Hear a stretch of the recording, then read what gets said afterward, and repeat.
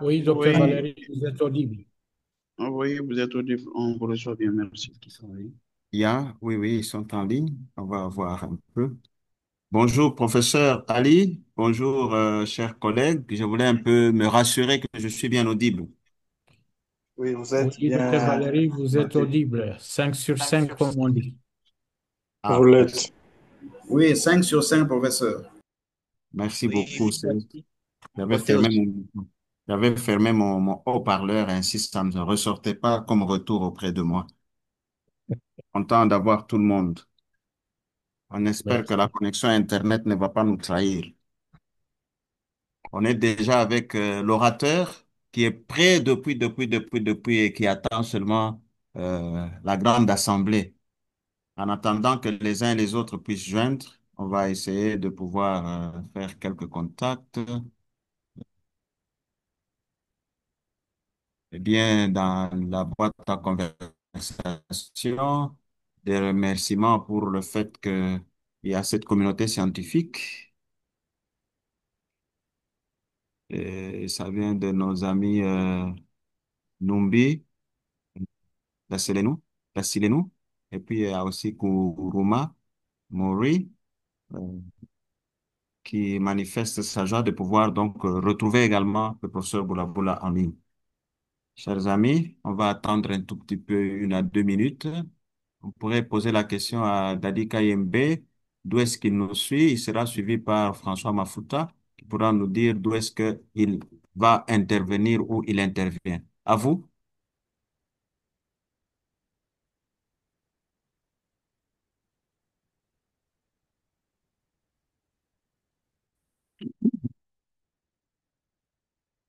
François Mafuta. Oui, professeur, 5 sur 5, je vous reçois. Mhm. Et c'est d'où est-ce que vous nous recevez? Je vous reçois de Kinshasa, RDC, à commune de la Gombe. Intéressant. Donc, on va parler aujourd'hui de ces aspects de chlorination, comme on dit, euh, et on va voir ce que ça pourra donner. Votre expérience de Kinshasa pourrait beaucoup nous aider. Dak Assoumani et Jean-Paul Sanzi, on peut avoir des échos de votre côté. Oui, c'est Dark Asmani. Je vous capte depuis la province du Sud Kivu, précisément à Bukavu. Et Mhm. je suis assistant analyste des laboratoires à la DPS Sud Kivu. Ok. Intéressant. Très heureux. Et on espère bien que ceci peut aider également les autres à pouvoir avoir votre expertise, partager avec les informations qui seront disponibles ici. Et comment est-ce que les gens perçoivent les sessions que nous faisons ici? Parce qu'on a souvent Oui, les feedbacks que l'on a ici, mais vous-même, qu'est-ce que les gens disent? en Mhm. tout cas, les gens sont toujours errés et on continue aussi à les mobiliser, de devoir penser à suivre régulièrement ces, ces sessions. Et par rapport à leur motivation, ils trouvent bon d'avoir un espace où il peut échanger d'expérience, où il peut capter d'autres choses à mettre dans, dans leur vie professionnelle, bien sûr. Et ils sont, bon, ils sont toujours errés par rapport à ces signes. C'est bien de l'entendre. Je crois que les interventions de terrain qui vont se multiplier vont pouvoir nous rapprocher les uns des autres davantage. Et vous-même, en étant là, je crois que Hmm. vous pouvez également appuyer selon les programmes que nous allons certainement développer dans les mois qui viennent, de façon à ce que nous puissions intervenir de façon Oui, interactive pour permettre aux uns et aux autres de pouvoir savourer la beauté de la PCI dans les formations sanitaires et dans les communautés. oui, c'est tout ça. Et parmi les gens que nous venons de sensibiliser sur ces sessions, je viens de voir des nôtres qui ont intégré les groupes. C'est Hmm. honnêtement, et avec nous, il peut nous dire quelque chose par rapport à la session aussi.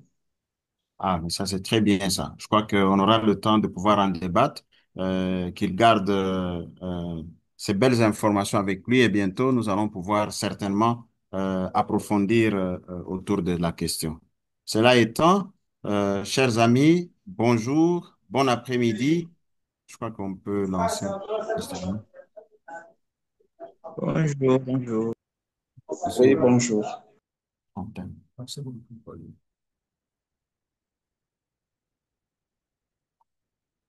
Merci beaucoup. Rebonjour et bon après-midi. Et dépendant de là où vous nous recevez, c'est une joie de nouveau de nous retrouver à notre messe hebdomadaire de la PCI avec SCPCI, l'expertise congolaise pour la prévention et le contrôle des infections. Et comme vous l'avez appris, aujourd'hui, nous allons parler donc des éléments sur la désinfection de l'eau et la préparation des solutions chlorées. Vous le savez, c'est un besoin de pouvoir connaître comment faire les choses parfaitement ou bien correctement tel que prescrit et que les difficultés rencontrées sur terrain ont dû susciter cette question à la dernière session que nous avons eue ici en ligne. Ainsi, le professeur Kiyombo, qui est notre orateur aujourd'hui et auquel nombreux sont maintenant habitués, mais comme il y a quand même de nouvelles personnes qui ont rejoint la plateforme, nous allons rapidement présenter le professeur Kiyombo, qui est donc un professeur d'université, j'allais dire des universités, et qui est docteur en médecine de l'université de Lovanium. Il est porteur d'une maîtrise et un doctorat en santé publique. Et l'option principale, c'est l'option de la santé environnementale. Et donc, santé et environnement étant ses intérêts ou son intérêt, il a effectué donc sa carrière à l'université de Kinshasa et il est actuellement professeur émérite.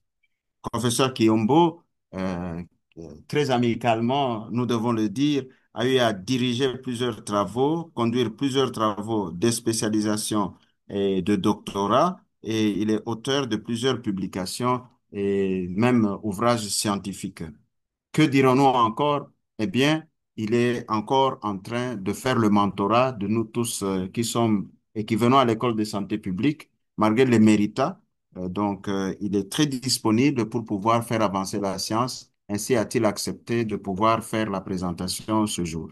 Quelques dispositions pratiques, chers amis. Il y aura une boîte à conversation où il y a une boîte à conversation au bas où vous pouvez poster tout ce que vous avez comme préoccupation. Quand il aura fini sa présentation d'une trentaine à 45 minutes, donc nous allons avoir une session, un jeu de questions-réponses et cela à main levée, quelqu'un peut pouvoir recevoir la parole et nous allons à ce moment-là échanger. Donc cette session, c'est une session d'enrichissement parce que chacun a des contributions à amener et pour pouvoir enrichir la pratique de la PCI.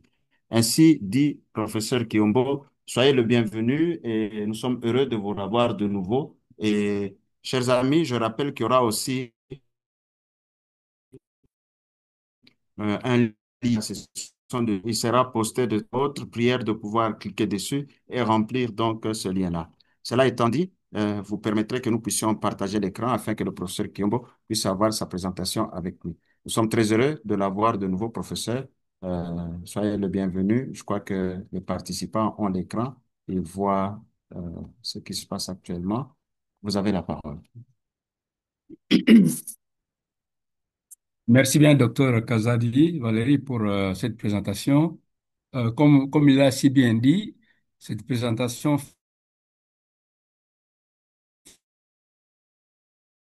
fait la dernière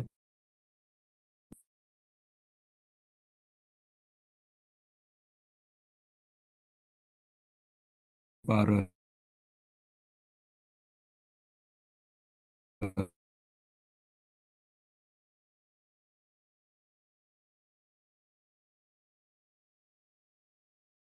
donc, nous allons parler des solutions chlorées que nous devons utiliser pour lutter contre les infections et pourquoi pas les prévenir. Donc, en guise de présentation, en guise de plan, on fera une brève introduction. Nous allons rappeler un peu l'objectif de la chlorination de l'eau et quelques définitions. Nous allons donner des éléments par rapport à la désinfection de l'eau potable, tel que c'est fait au niveau au niveau des filières de traitement classiques et pourquoi pas même à domicile. Et ensuite, nous allons revenir sur la préparation des solutions chlorées.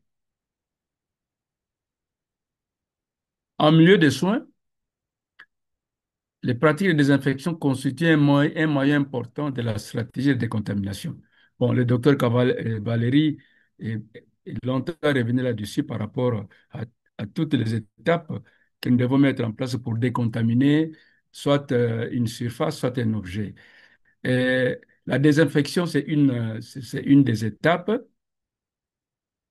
Et à ces étapes, n'oubliez pas le nettoyage et la stérilisation lorsque nous nous référons bien sûr à des objets ou à des surfaces. En ce qui concerne les matériels de soins, en fonction de son usage, nous pouvons soit le désinfecter ou soit le stériliser. Là-dessus, nous avons parlé la fois passée que au niveau de l'hôpital, nous utilisons plusieurs types de matériel. Il y en a qui se sont classés comme critiques, il y en a qui ne sont pas critiques. Et chaque type de ce matériel fera l'objet soit d'une désinfection ou soit d'une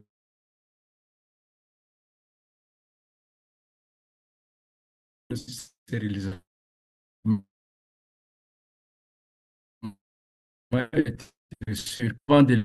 Et, et ainsi éviter d'exposer notre patient à des micro-organismes que nous ne voyons pas. À part le matériel que nous trouvons à l'hôpital, qui ont été désinfectés dans les soins, parlons de l'eau en petite quantité, tout comme en grande quantité,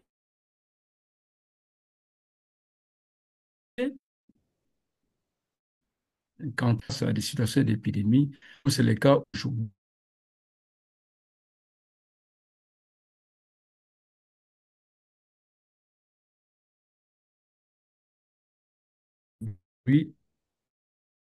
euh, qui-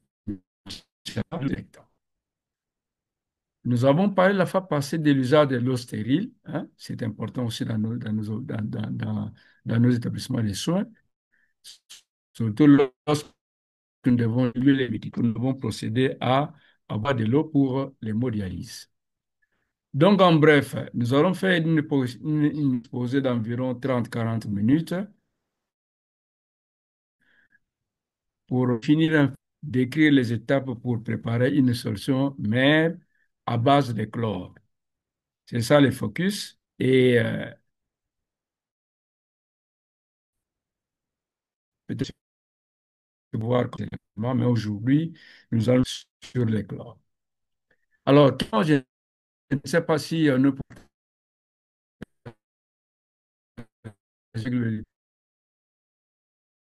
voir si quelqu'un pose une définition par rapport à vous, vous pouvez la récupérer sans conflit. Vous, vous avez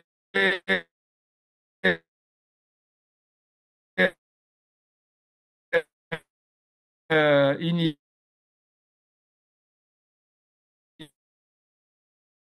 idée. De Kinshasa, c'est votre prénom de l'école de santé. OK, Alors, la alors, donnez-moi une désinfection, définition de désinfection. oui, oui, c'est tout un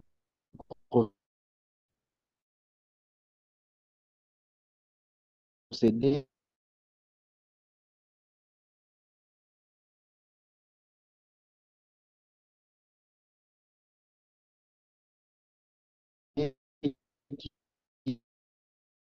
qui est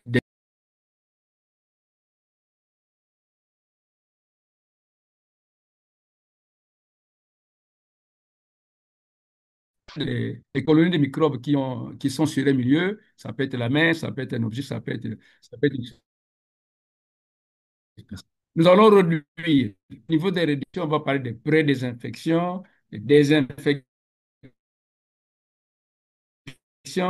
ou de 10 exposants 2, 10 exposants 3. Dans la désinfection, nous allons descendre encore plus. 10 exposants moins 5. Dans la stérilisation, ça entre encore davantage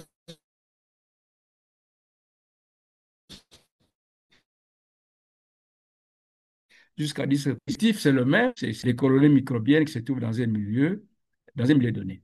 Bon, les colonies microbiennes ici, c'est un gros mot, hein. Ça peut être des bactéries, ça peut être des virus, ça peut être des champignons, etc. Oui, mon cher Dassili. Numbi, vous avez la parole.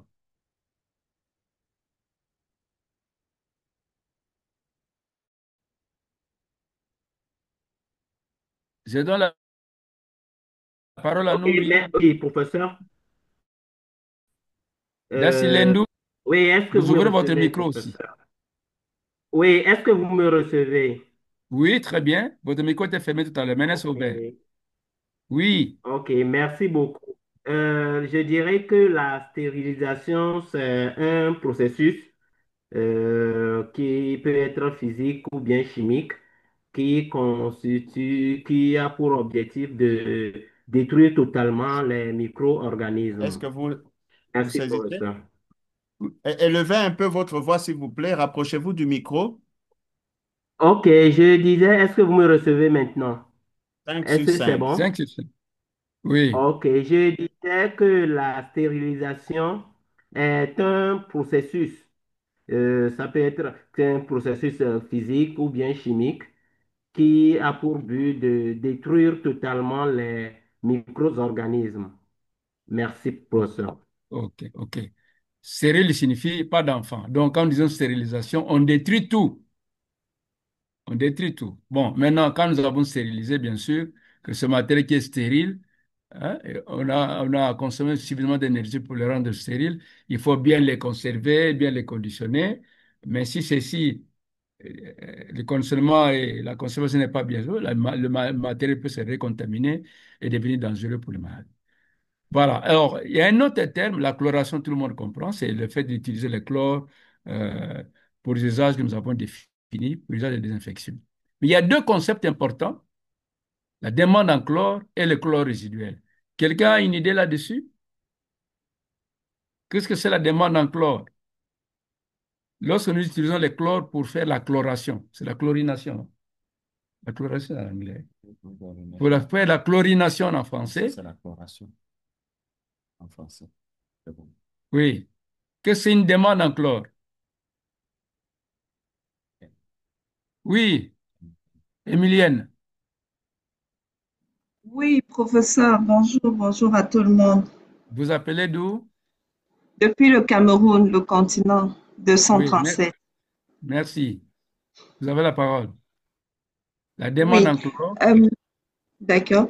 La demande en chlore, je dirais que c'est la quantité de chlore nécessaire pour neutraliser toutes les substances réactives dans l'eau avant qu'il ne reste du chlore résiduel. Voilà, voilà. Voilà. Donc, Très, sur très, ce, je souhaiterais aussi définir le chlore résiduel comme étant la quantité de chlore qui reste dans l'eau après la chloration pour continuer à la protéger contre les microbes. Merci. merci, très, très bien, Emilienne. Vous avez très bien défini. C'est pour ça que nous disons que l'eau peut être désinfectée et l'eau peut être désinfectante. Donc, on peut désinfecter une eau, mais si vous n'avez pas une quantité de chlore résiduel qui reste dans cette eau-là, l'eau va perdre sa capacité désinfectante.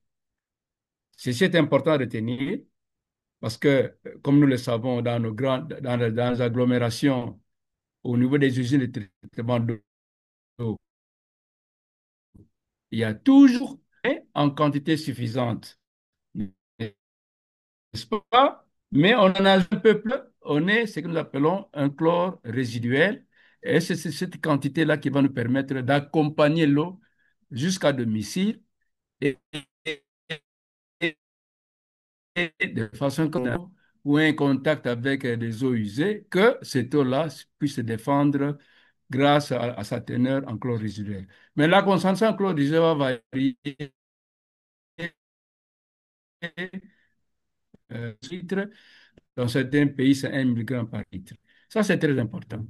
Par contre, si nous utilisons l'ozone, donc si nous faisons l'ozonation de l'eau, Nous allons faire une désinfection instantanée. L'eau va être désinfectée, mais en cours de route, pendant que l'eau chemine euh, vers les consommateurs,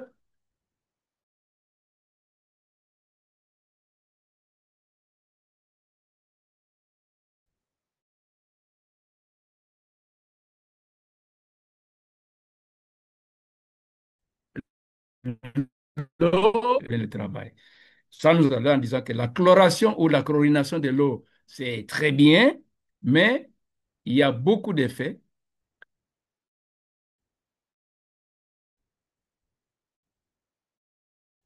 Surtout si l'eau qui est l'eau chlorée, si elle contenait des matières organiques, eh bien, le chlore peut continuer, va se combiner aux matières organiques et produire ce que nous appelons organochlorés, et vous en connaissez la suite.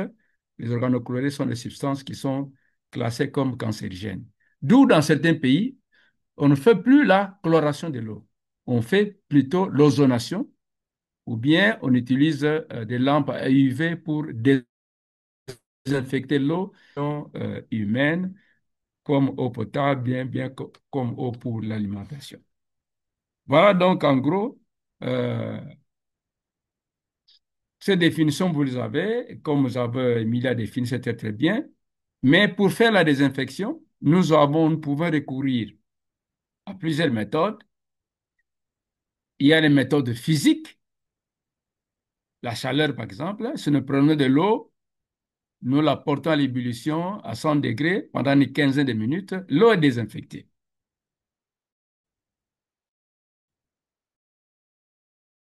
Il y a aussi des lampes UV électromagnétiques et qui ont un pouvoir d'oxyder les micro-organismes et de les tuer. Mais plus généralement, on fera appel à des méthodes chimiques. Comme nous avons dit, on va recourir à des substances chimiques dont le chlore est le chef de file. Mais il y en a beaucoup d'autres euh, que nous pouvons utiliser et que nous allons voir tout à l'heure. Donc, la définition, vous l'avez déjà, elle a très bien donnée. Nous n'allons pas nous attarder là-dessus. Alors, maintenant, le chlore. Il faut dire un mot un peu sur le chlore, hein. Le chlore, c'est un halogéné. Donc, quand vous voyez la table de Mendeleïev, il y a toute une série de substances qui sont dans ce groupe-là. Et le chlore, le brome, tout ça sont des substances qui ont un pouvoir désinfectant.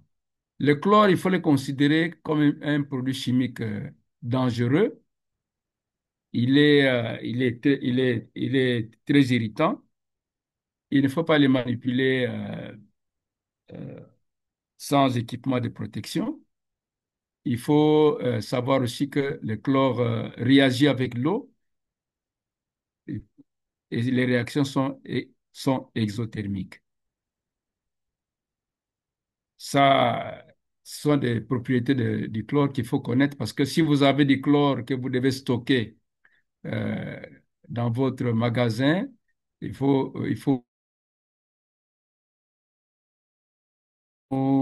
thermosensible. Donc, il peut se détériorer rapidement lorsqu'il est exposé à la lumière. Et en ce moment-là, donc, euh, vous perdez, euh, vous perdez une certaine teneur de la quantité que vous aurez souhaité avoir à partir de votre poudre. Sur le terrain, globalement, on n'utilise plus le chlore sous forme de gaz pour des raisons que je vous ai données. Gaz très toxique, dangereux, il peut irriter les bronches, il peut entraîner rapidement une bronchite aiguë. C'est très dangereux. D'où les chimistes nous ont produit un composé ou plusieurs composés. Il y a l'hypochlorite de calcium. Vous voyez la formule, c'est le CaOCl2, mais il y a aussi l'hypochlorite de sodium, le NaOCl. Le NaOCl, c'est l'eau de Javel. Mais il y a d'autres substances qui peuvent générer le chlore. Alors, je reviens un peu là-dessus par rapport aux définitions en vous montrant un peu la limite entre la désinfection et la stérilisation. Vous voyez un peu au niveau de la troisième colonne, vous voyez le niveau de réduction que nous attendons. Ici, lorsqu'on parle des infections, il faut atteindre une réduction au moins de 10 exposants, moins 5, alors que la stérilisation, ça c'est le minimum, hein, alors que pour la stérilisation, nous devons réduire euh, de 10 exposants, moins 6. Et n'oubliez pas que la désinfection est temporaire, parce que quand vous désinfectez vos mains, vous n'avez pas tué, vous n'avez pas éliminé l'entièreté des microbes. Vous n'avez fait que réduire jusqu'au niveau là que nous avons indiqué là-bas. Ça signifie qu'il y a quand même des microbes qui sont restés et qui vont se multiplier de façon exponentielle. Ça va se multiplier de façon exponentielle. Donc, 2, 4, 16, donc, etc. C'est pour cela, parfois, lorsque certains chirurgiens opèrent et que l'opération prend trop longtemps, ils sont parfois obligés de changer de gants parce que la peau peut avoir été recolonisée par les microbes qui sont restés, même si on s'est désinfecté les mains avant l'intervention. Alors, la coloration ne date pas d'aujourd'hui, hein. C'est depuis le siècle 19e siècle, hein. Vous voyez, Traube déjà à l'époque avait réalisé les premiers essais en utilisant quelques dérivés de chlore, l'hypochlorite de calcium, et là, il avait utilisé la dose de 2 mg avec un contact de 2 heures. Et puis à partir de ces essais-là, ça s'est généralisé en Angleterre et même en France, aux États-Unis. Aux États-Unis, c'est déjà en 1908. Et en France, vers les années 1914, il y a Bourneau qui a fait donc la première coloration dans une ville qu'on appelait, dans une région qu'on appelle Verdun. Et lui, et c'est à partir de là qu'on a parlé de la verdunisation. Et la dose qu'il avait utilisée à l'époque, c'est 0,1 mg par litre. Donc la coloration de l'eau est très ancienne. Elle a beaucoup évolué à cause des effets qui ont été étudiés depuis lors, des effets sur l'environnement et des effets sur la santé, etc. Et dans certains pays, on est arrivé même jusqu'à prohiber donc son usage à cause qu'on ne maîtrise pas. Alors, qu'est-ce qui arrive lorsque nous utilisons le chlore? Nous allons vous donner que les réactions chimiques, ce n'est pas à retenir, mais c'est quand même important de voir qu'est-ce qui se passe lorsque vous utilisez un produit chimique comme le chlore. Si vous utilisez le chlore sous forme de Cl2, donc sous forme de gaz, ce qui n'est pas très conseillé parce que le chlore est très irritant, vous avez ces réactions chimiques.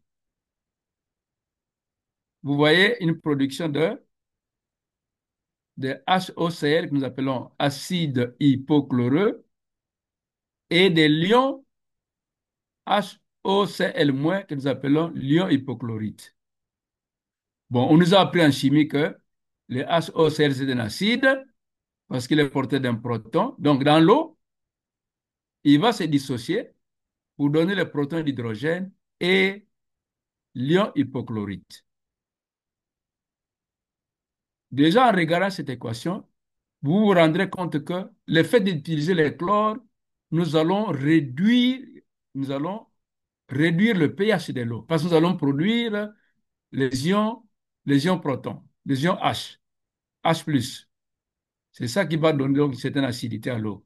Donc, au fur et à mesure que vous utilisez le chlore, vous devez être conscient que l'eau va s'acidifier. Et au niveau industriel, je reviens un peu, au niveau industriel, nous allons toujours veiller à ce que nous puissions opérer dans un pH inférieur à 7. Hein. Donc, si nous voyons cette colonne, je ne sais pas si vous voyez bien là-bas, au milieu, là, c'est 7, là, ici, c'est 14. Hein. On n'a pas mis l'échelle, mais l'échelle de pH va de 0 à 14. Alors,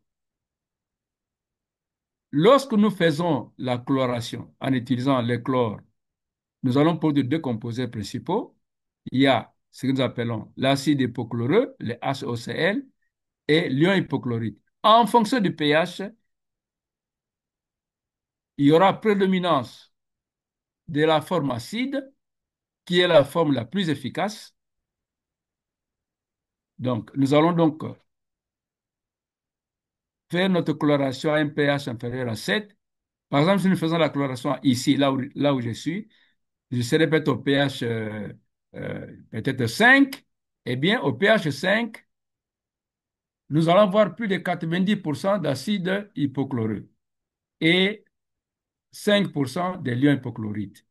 Je vous rappelle que l'acide hypochloreux, c'est la forme que nous privilégions parce qu'elle est 100 fois plus efficace que l'ion hypochlorite. D'où, au niveau de l'usine, on va toujours essayer de désinfecter l'eau, de chlorer l'eau à un pH inférieur à 7, parfois même à 6, hein, pour essayer d'économiser la quantité de matière que nous utilisons. Ceci veut dire que lorsque nous avons désinfecté l'eau à un pH très acide, avant de le renvoyer dans le réseau, il faut corriger le pH. Donc, on va ramener le pH vers la neutralité autour de 7 avant de le refouler dans le système. Ça, c'était pour vous montrer un peu comment est-ce que les différents composés se comportent en fonction du pH. Alors, lorsque nous utilisons l'hypochlorite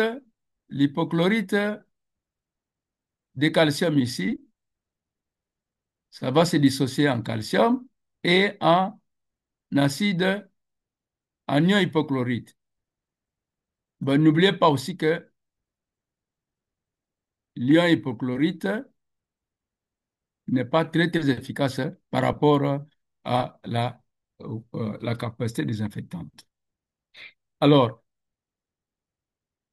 il existe des équations qui nous permettent de connaître la concentration qu'il faut et le temps d'exposition pour avoir une destruction maximale de notre milieu. Donc, si nous, rappelez-vous le diagramme que j'ai fait, si nous devons voir une concentration de 10 exposants, une réduction de 10 exposants, moins 5 des micro-organismes, quelle est la concentration de chlore, c'est le C, que nous devons mettre dans ces milieux-là, n'est-ce pas? Et quel est le temps d'exposition que nous devons mettre?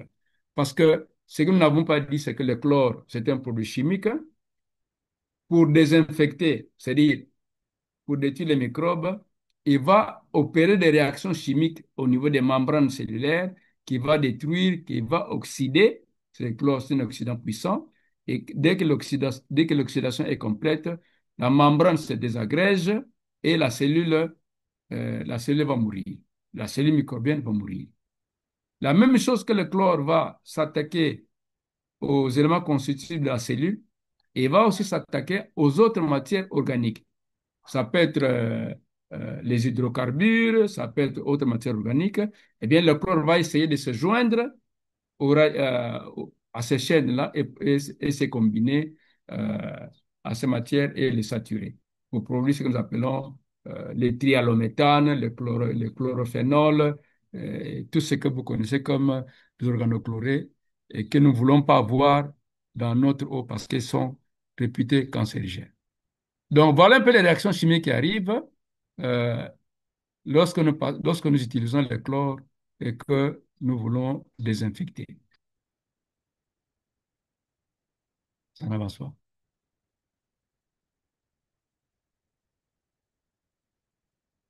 Nous avons déjà vu le graphique. Est-ce qu'il y a des questions jusque-là? S'il n'y en a pas, nous évoluons.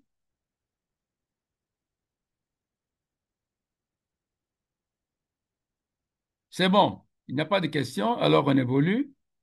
Oui, Numbi, vous Oui, avez la merci, parole. professeur. Oui, merci, professeur. Est-ce que vous me recevez? Oui, très bien. Euh, j'ai une inquiétude par rapport à la chloration de l'eau. Nous Oui. avons, d'après les explications, c'est que le chlore va agir sur les micro-organismes nuisibles qui sont dans l'eau pour la désinfecter. Maintenant, le consommateur qui prend cette eau et dans laquelle il y a du chlore résiduel, est-ce qu'il n'y a pas des propriétés chimiques de ce chlore qui vont endommager certains micro-organismes euh, qui sont censés protéger l'organisme?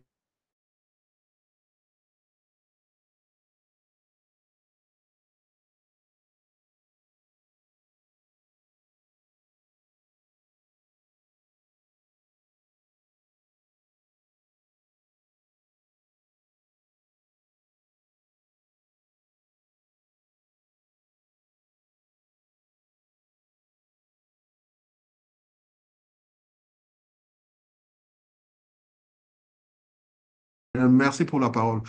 Tout à l'heure, vous aviez dit qu'avant de lancer l'eau qui a été chlorée, avant de la lancer dans le réseau de distribution, il faut la ramener à un pH vers 7, quoi. Maintenant, ma question Oui. était comment faire? Quelle est la procédure ou bien quel est le procédé pour ramener le pH de l'eau là vers 7? Merci pour ça. Merci. Donc, comme l'eau est acide, on va ajouter une substance basique dans l'eau. C'est les réactions acide-base, hein. Rappelez-vous les cours de G1. Donc, comme l'eau est acide, on va lui ajouter une base. Et généralement, chez nous, on ajoute le CaOH. C'est c'est la chaux hydratée. Voilà, en français, la chaux hydratée. Donc, on va ajouter la chaux hydratée qui est très riche en OH. Les OH, c'est basique, hein. Donc, c'est comme ça qu'on fait à l'usine. On va ajouter la chaux hydratée pour ramener le pH autour de la normalité. Le pH normal, c'est de 6,5 à 8,5, n'est-ce pas? Selon l'OMS. Donc, sinon, autour de 7, ça va. Ça va, Numbi? C'est Joseph qui a posé la question. Vous m'avez Oui, suivi? merci. Je vous ai bien suivi, professeur. Merci. OK.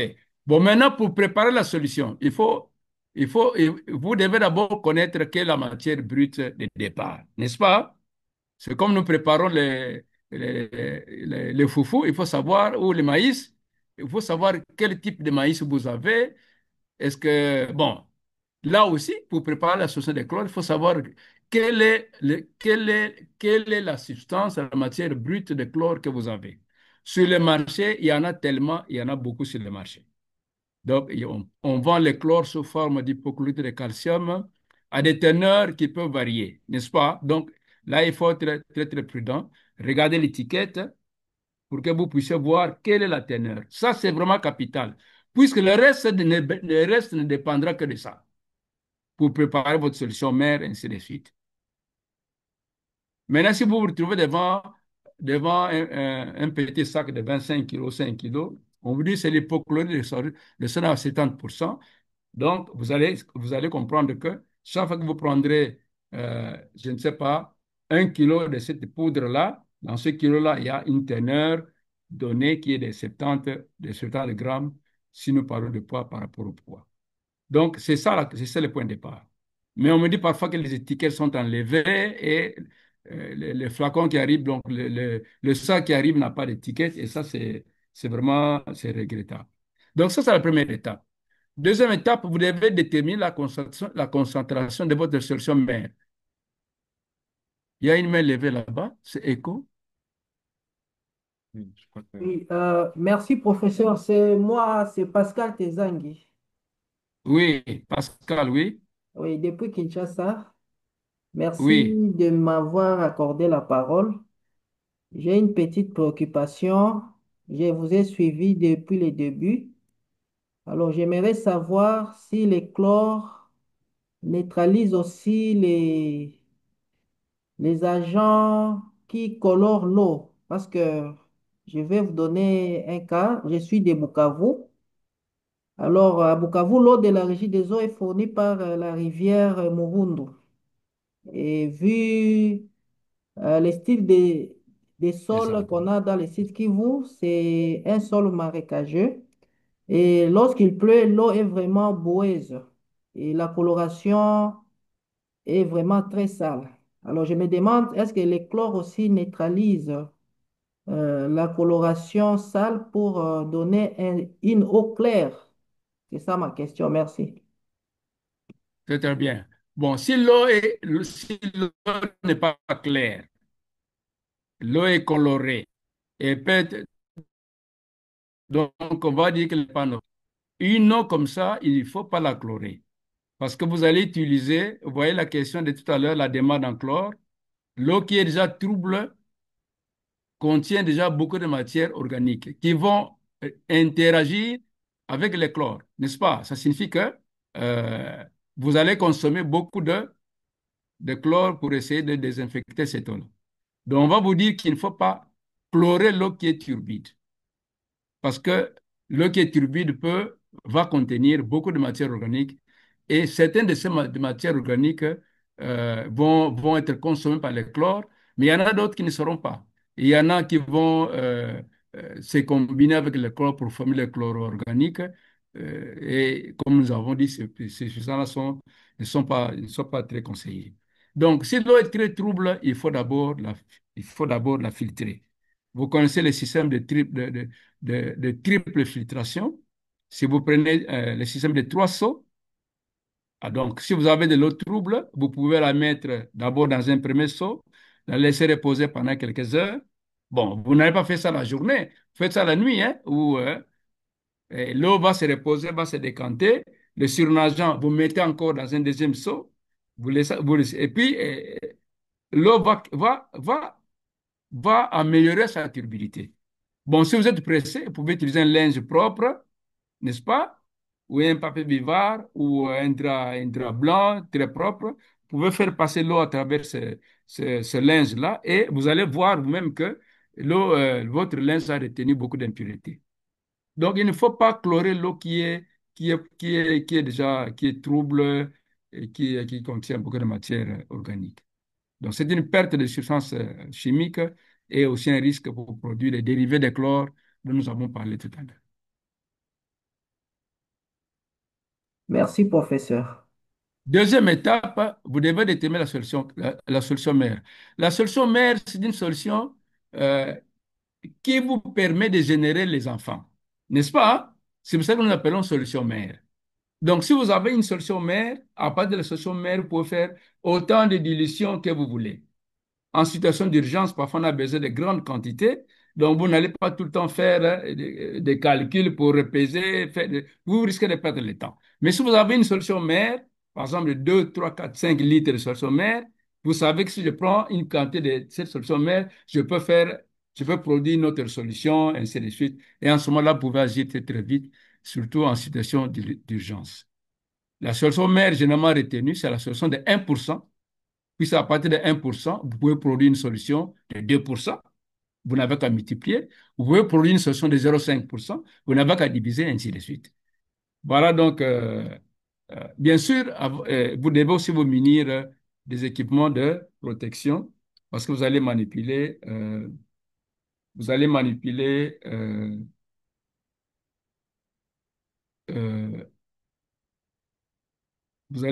les chlores, comme nous avons dit, c'est très irritant. En contact avec la peau, ça peut vous brûler.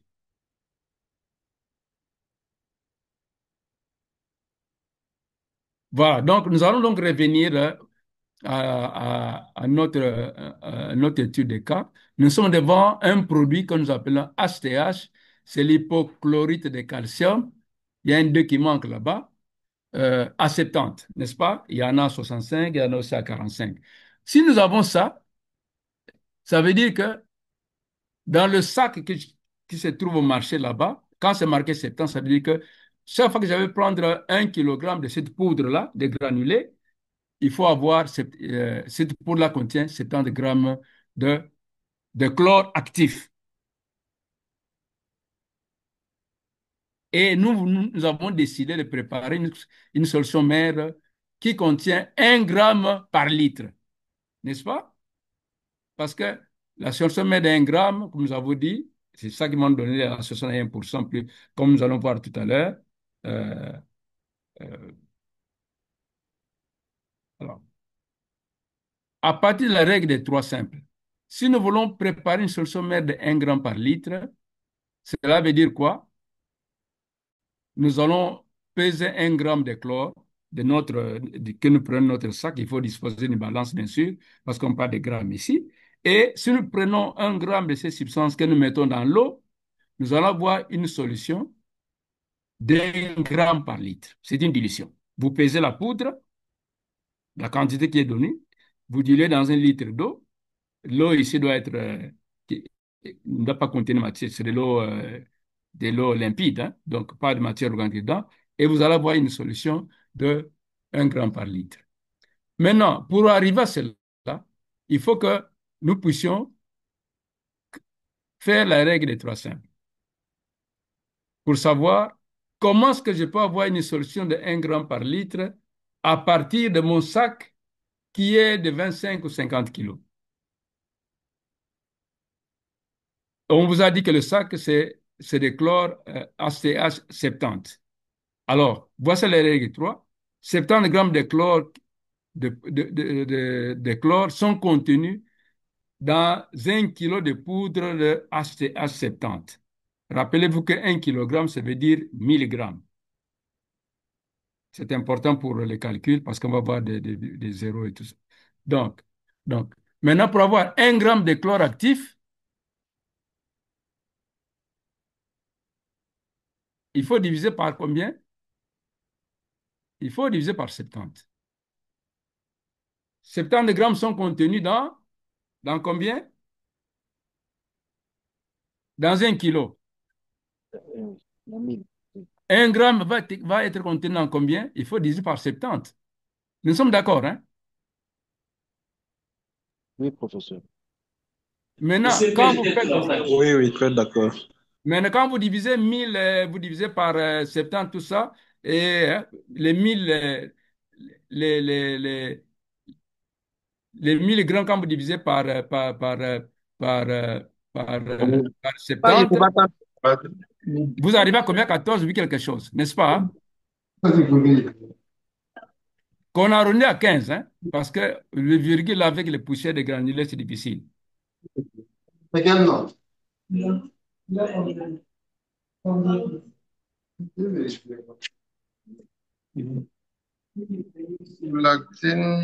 Nous demandons à Abdul Zano si vous pouvez fermer votre micro, s'il vous plaît. Merci.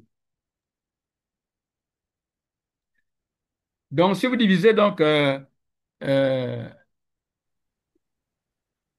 les 1000 là par 70, vous allez trouver donc 14,28. On va arrondir cela à 20, à 15 grammes. Parce qu'on ne peut pas peser 14, avec des poussières, là. Donc, et les 15 grammes de hypochlorite de calcium correspondent à une cuillerée à soupe. Vous voyez là où ça devient intéressant. Parce que sur le terrain, vous n'aurez pas de balance. Vous allez avoir votre hypochlorite de calcium en granulé. Donc, à partir seulement des cuillères à soupe, vous pouvez donc préparer vos solutions euh, sans chercher à disposer d'une balance et faire le pesé que nous avons dit tout à l'heure. Est-ce qu'il y a des préoccupations? Oui, oui, professeur. Oui. Oui, s'il vous plaît, professeur. Bon, je sais pas, on devrait diviser la teneur en hypochlorite de calcium. C'est 70 ou bien c'est 50. Puisque en divisant 1000 par 50, on trouve 20. Mais en divisant 1000 par 70, on trouve 14,28 poussières. Bon, je voudrais comprendre cette partie. Alors, je reviens. Donc, nous, nous travaillons avec l'hypochlorite de calcium 70, dont la teneur est signalée par l'étiquette, c'est 70. Donc, nous allons diviser par 70. Mais parfois, c'est moins que ça, hein. Parfois, c'est 65, parfois, c'est même 45. Mais le plus répandu, moi, ce que je vois dans le marché chez nous ici, c'est 70. Donc, nous allons diviser par 70 et en divisant, nous trouvons 14, quelque chose que nous allons arrondir à 15. Les 15 grammes là correspondent à une cuillère à soupe. Donc, si vous prenez votre cuillère à soupe, la quantité d'hypochlorite de calcium, vous allez peser, ça correspond plus ou moins à 15 grammes. Et ça nous permet sur le terrain de gagner du temps et de faire toutes les préparations sans trop aussi chercher à avoir d'une balance. C'est bon? Oui, Une professeur. question, Oui, c'est prof. bon. La question que je poserais aussi, c'est de savoir, celui qui a parlé de 20, d'où a-t-il tiré les 20? Pas de 50. À partir de 50. Donc là, c'est à partir de 50 si la concentration est de 50. C'est bon. Oui. Il y a une autre Oui, Alors, question. oui, maintenant, pour préparer la solution mère, en fait, il faudra prendre les 15 grammes que nous Question. avons pesés là, et ça que nous allons mettre dans l'eau, pour avoir une solution à 1%. Vraiment, prof, moi j'ai une question, je levé la main. Oui, oui, D'accord. c'est Jacob, hein? Moi, c'est par rapport à la concentration. C'est là que moi, j'ai un peu du mal à comprendre. On dit Oui. que c'est l'hypochlorite de sodium à 70%. Mais on nous dit que c'est dans 1 kilo, on a 70 grammes. Si c'est pour 100, moi, je pense que c'est plutôt dans 100 grammes d'hypochlorite de sodium qu'on a 70 grammes de chlore actif. Ça, c'est ce que moi, je pense. Parce que quand on met pour 100, on n'a pas mis pour 1000, on a mis pour 100. On dit c'est à 70%. C'est-à-dire c'est pour 100 grammes qu'on a 70 grammes de chlore actif. C'est un peu ça ma compréhension. Bon, moi, je n'ai pas compris. Pour 1 kilo, c'est un peu trop. OK, OK. Oui.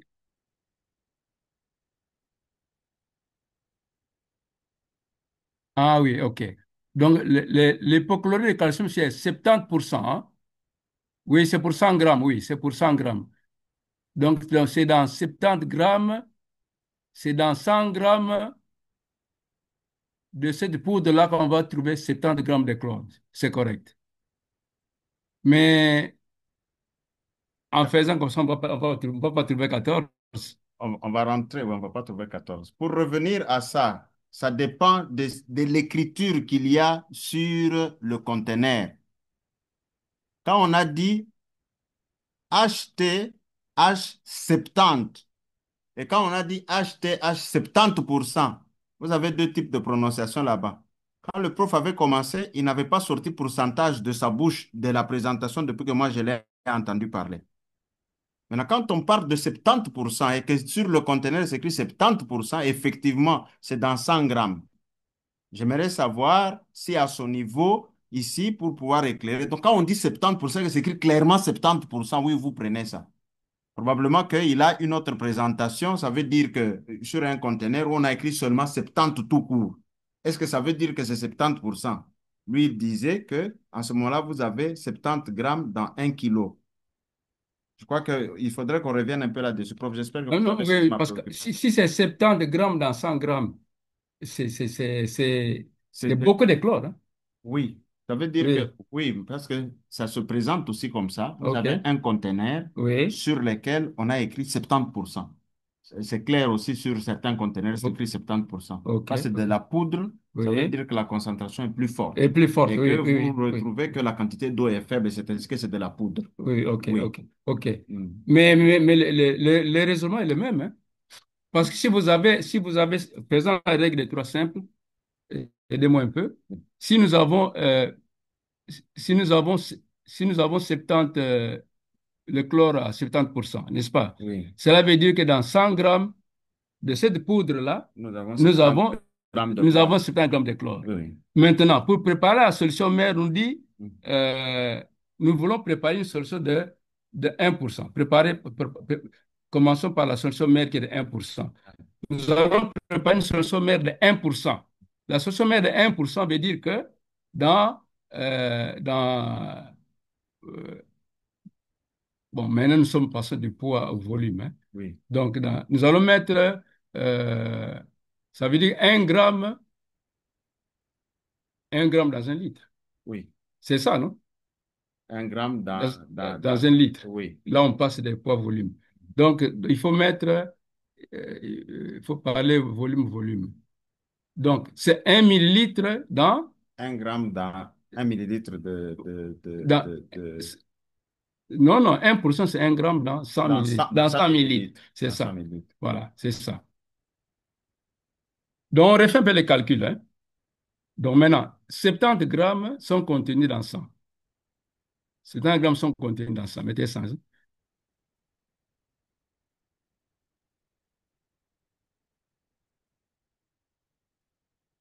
Alors, 1 gramme est contenu dans combien? 1 gramme, ça sera 100 divisé par 70. Et ça vous donne combien? Ça va nous donner à ce moment-là 1,4. 1,4. Mais comment est-ce que je trouve que... Non, c'est correct ce que vous avez dit en fonction du dénominateur que vous avez considéré de 1000. Oui, Si oui. le dénominateur est 100, ça va être, la virgule, ça va être déplacée Oui, oui, ok. d'un rang.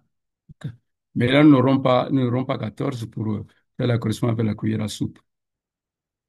On y reviendra. Si vous pouvez aller jusqu'au bout, à ce Ok, moment-là, on ok, reviendra avec ok, la ok. solution. Alors, donc, nous allons peser la quantité que nous avons calculée là. Nous allons la peser et puis la diluer dans un litre d'eau. Et c'est ça qui me donne notre solution meilleure. Voilà, on va refaire les calculs après. Alors, maintenant, regardez. Ça, nous avons déjà dit, il faut que l'eau ne soit pas trouble, il faut porter les épis, et ainsi de suite. Alors maintenant, vous voyez ce que nous avons dit? Si vous devez préparer une solution à 1%, nous avons dit qu'il faut utiliser 15 grammes, n'est-ce pas? Oui. Et ces 15 grammes vont nous donner une solution à 1%. L'usage de ça, c'est, bon, en situation de choléra, c'est une solution très concentrée. 1%, c'est très concentré. Et ça va nous permettre, par exemple, de nettoyer les cadavres, de toutes les surfaces qui ont été, qui ont été contaminées par le malade. Maintenant, à partir de cette quantité-là, on peut multiplier, hein?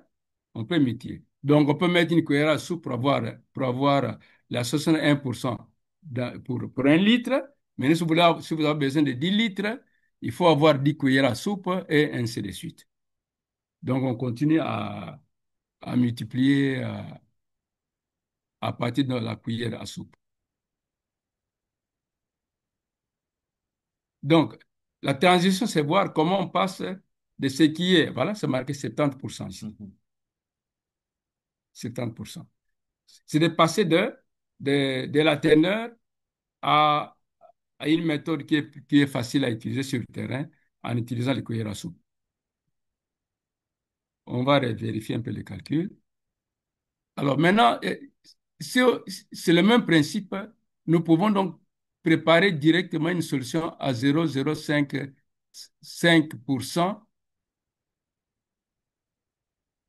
sans nécessairement passer par la solution mère. Au cas où, c'est notre exemple, hein. Alors, nous raisonnons que si on a une solution à 0,5%, cela veut dire qu'on a 0,05 grammes par litre. C'est bon, hein?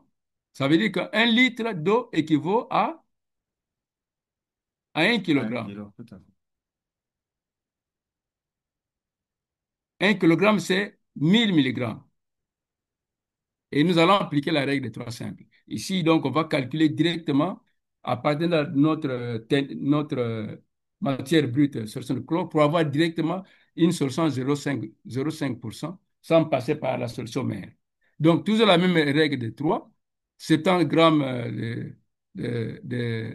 70 grammes, ça veut dire quoi? 70 grammes, ça veut dire, ça fait 70 000 milligrammes sont contenus dans 1000 grammes de poudre de ACH ou 1 million de milligrammes. 1 gramme, c'est la règle de 3. 70 sont contenus là-bas. 1 gramme, il faut diviser par 70 000. 5 milligrammes. On va multiplier. Pardon? Oui. Donc, 1 gramme. 0,05, ça fait 5 milligrammes, non? Oui. Donc, 5 milligrammes, nous allons multiplier par 5 et le résultat va nous donner 714 ou 0,7 grammes que nous devons peser et à diluer dans 1 litre pour obtenir la solution 0,05. Alors, vous vous rendez compte que c'est difficile d'avoir de peser 0,7 grammes, d'où l'intérêt d'utiliser des cuillerées à soupe. D'où l'intérêt d'utiliser la cuillère à soupe, puisqu'à partir de là, vous pouvez faire toutes les dilutions. D'où l'intérêt d'avoir la solution mère et d'utiliser les cuillères à soupe. Parce que quand la solution devient de moins en moins petite, les quantités à peser deviennent de plus en plus petites aussi. Et c'est difficile en ce moment-là d'avoir une balance qui vous donne 0, surtout en situation de terrain. Il faut aller dans un laboratoire où vous avez des balances plus précises. Voilà. Donc, la suite, c'est à peu près comme ça. Quand vous avez donc préparé votre 0,5, difficile à peser, vous allez utiliser les cuillères à soupe pour préparer les grandes concentrations. Vous savez que les solutions les moins concentrées, les moins concentrées vont être utilisées pour le lavage des mains, l'hygiène des mains et surtout pour les peaux. Ce sont des solutions très diluées. 0,05%, c'est ça que nous allons utiliser, que nous allons utiliser pour le lavage des mains. Parce que le chlore, comme nous avons dit, c'est un irritant. Si c'est très concentré, ça peut vous brûler et vous créer des problèmes sur votre peau. Donc, il faut encore la diluer davantage, comme nous avons dit. Donc, c'est 0,05%.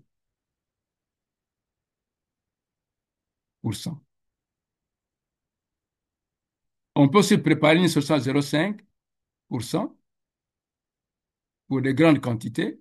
Nous proposons des quantités là-bas pour 10 litres, il faut 5 cuillères à soupe. Et c'est cette solution de 0,5% que nous allons utiliser pour nettoyer le sol, les objets, les lits, les pédiluves, les ambulances qui ont transporté des, des, des malades.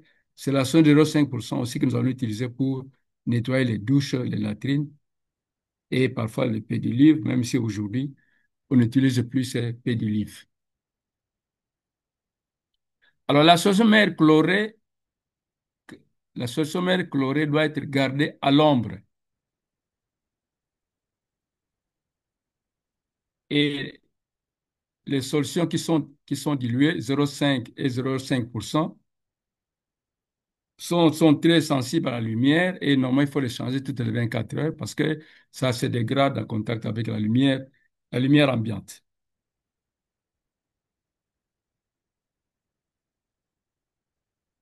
Voilà, donc, il faut qu'on clarifie l'histoire des calculs, hein. Vous pouvez rentrer sur la slide. Oui. D'accord. Hop, voilà. Nous sommes bon.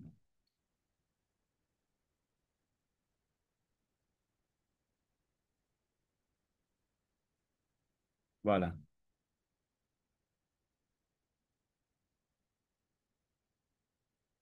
Voilà. Nous sommes là. C'est par là que ça avait commencé. Donc, quand vous dites, Oui, donc c'est le chlore 70%, quand c'est oui, 70%, ça veut dire que nous avons 70 grammes oui. de chlore pur qui Hmm. se trouve dans 100 grammes. OK. Alors, dans ces 100 grammes-là, nous voulons avoir une solution qui puisse être celle de 1%. Ça veut dire que Hmm. nous puissions avoir euh, 1 1 gramme. gramme dans Dans- 101 de pur, donc dans 100 grammes. Comment est-ce que nous allons nous y prendre? Quelle est la quantité d'eau à utiliser? Quelles seront les cuillères donc à utiliser? C'est ainsi que le collègue Oui, disait que, oui. je m'excuse, le collègue donc mentionnait pour dire que nous avons 70 grammes de chlore qui sont contenus normalement dans 100 grammes de poudre en bas et pas 1000. Mais alors, vous aviez fait les 1000, c'est en fonction de la solution d'eau. C'est de là que venait les 1 litre d'eau dont vous Oui, parlez ici, parce oui, qu'en convertissant 1 litre d'eau c'est ça, égale 1 kilogramme. c'est Donc, ça, c'est justement ce passage-là c'est qu'il ça. faudra essayer de pouvoir réexpliquer comment est-ce que les choses se passeraient. Donc, on va voir. Je ne sais pas, chers collègues, je ne sais pas si vous m'avez suivi. J'aimerais revenir un tout petit peu là-dessus. C'est un produit qui va se dissoudre Oui, dans l'eau, dans l'eau. oui. Donc, finalement, nous aurons 1 kilo. Oui, le poids Oui, que nous devons avoir, nous Voilà. minimisons la quantité d'eau, le poids de ce chlore-là parce que c'est une toute petite quantité. Et par rapport au volume, nous allons aller sur le volume. Volume, Et le voilà. volume étant en litres, pour mieux faire les correspondances ici, Oui. il a été converti en unité litre. de Volume. poids, donc pour faire 1000 là, de façon à ce qu'on regarde cette concentration. Mais ce que vous dites est tout à fait vrai que ça veut dire que dans la poudre que nous avons de chlore, nous avons 70 grammes de chlore pur qui se retrouve, ou bien de substances chimiques pures, qui se retrouvent justement dans les 100 grammes de chlore impur, parce que là-dedans, vous avez le mélange d'eau, ainsi de suite. Alors, on va minimiser la quantité d'eau qui est là-dedans, mais quand on va rapporter ceci pour pouvoir aller C'est par volume. par volume Par d'eau, volume. c'est ainsi que le prof fait intervenir pour vous dire que 1 litre d'eau représente 1 kilo. Et Voilà. c'est de là que viennent les 1000 qu'il a dû utiliser. Peut-être qu'il faut revenir sur ce calcul-là de nouveau Oui. pour pouvoir réexpliquer. Mm. Mais très rapidement, ce que le prof a eu à expliquer au bas, c'est pour dire que quand on a fait la solution mère, de façon à ce que les incultes, permettez-moi l'expression, ceux-là qui ne connaissent pas beaucoup les calculs, que je parle inculte mathématique, que quand le superviseur lui a déjà fait les différents calculs, il va seulement leur présenter l'image qui est là pour dire, OK, dans 1 litre d'eau, prenez une cuillère à soupe. Quand on a déjà pris cette cuillère à soupe, justement, il faut prendre la cuillère de soupe standard, aux Oui. dimensions standards, parce que vous pouvez avoir une cuillère à soupe qui peut être pour les Obélix, qui est bien différente de celle-là que nous autres qui sommes de petite taille, mais c'est celle qui est standard et qui équivaut à 15 millilitres normalement, comme on a l'habitude de pouvoir le dire. On dit 15 à 20 millilitres. Peut-être, je ne sais pas si la clarification a été donnée, peut-être le recalcul pourra être encore présenté, mais c'est un peu ça que le prof pourrait ramener par rapport au litre d'eau. Oui. Donc, en réalité, quand vous prenez quelque chose de solide, Oui. que vous dissolvez dans l'eau, donc la dilution va se faire, ne peut plus se faire par rapport au poids initial de celui-là qui était là avant, mais c'est par rapport à la quantité d'eau dans laquelle nous allons, c'est le litre. C'est ça, c'est ça. Je ne sais pas, chers collègues, si je me suis bien expliqué ou d'où venaient les 1000 que le professeur a utilisés, mais ce que vous dites est correct, que 70%, chlore 70% ou chlore 70, ça veut dire que dans la poudre que nous avons, la poudre qui nous est servie, nous avons 70 grammes de substances chimiques pures ou actives qui se retrouvent dans 100 grammes de cette poudre quand nous la prenons. C'est ça. Je ne sais pas si c'est clair, on va lire un peu les idées qui sont données là-bas. Docteur Emmanuel Mbouyi dit un feedback complété. Oui, chers amis, vous pouvez compléter. Il y a Jérémy Missonia qui pose une question. Oui, oui, compléter. Claire, merci.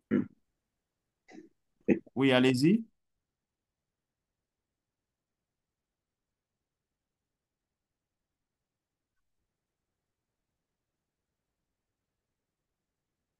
Qu'est-ce qu'il dit? Je ne vois pas sa question. On dit merci, professeur, pour cette brillante présentation. Je veux plutôt savoir dans la communauté où la plupart des gens... Docteur, moi, je disais que j'ai compris. Ah, merci. Où les gens n'ont pas étudié comment expliquer la manière simple. Je crois que c'est ce que le professeur a dit. C'est la cuillère à soupe. Oui, vous, le superviseur, vous, les spécialistes PCI, les experts PCI, nous faisons les calculs de notre côté et nous ramenons cela à l'unité que nous avons, ordinaire que nous avons. Par exemple, ils n'ont pas de cuillère à soupe. Rappelez-vous, elle peut être métallique. On n'utilise pas une cuillère à soupe métallique parce que le chlore va agir sur celui-là. Alors, on va prendre expérimentalement à côté, on va essayer avec le bouchon, par exemple, d'une bouteille, et on voit la bouteille, si elle correspond là-dedans, à ce moment-là, on donne une chose plus pratico-pratique. Je ne sais pas. On passait déjà aux questions. Oui, est-ce qu'il y a des questions? Oui. OK. Mes chers participants, il y a une main qui est levée. Je vais pouvoir vérifier. Merci, professeur, pour la présentation. Oui. On demande si on va recevoir les certificats. Ça, on va vous répondre par notre collègue Tezangui au moment pratique. Alors, il y a une autre question. Merci beaucoup pour la présentation. Alors, on va passer aux questions mains levées. Permettez-nous de pouvoir dégager la présentation afin de voir les mains levées.